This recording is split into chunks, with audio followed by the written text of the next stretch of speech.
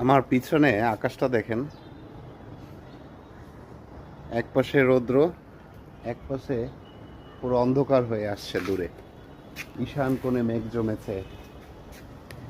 বাসার ছাদে দাঁড়িয়ে আছি। গত কিছুদিন আগে দেখিয়েছিলাম আমার ছাদ বাগানের ড্রাগন ফল উঠাইছিলাম। আজকে দেখলাম আরো বেশ কয়েকটা পাকছে। এই একটা, এই একটা, এই একটা, এই যে এখানে একটা। গতবারেরটা ছিল ছোট, এবারের গুলো বেশ মাশাআল্লাহ বড়ই হয়েছে।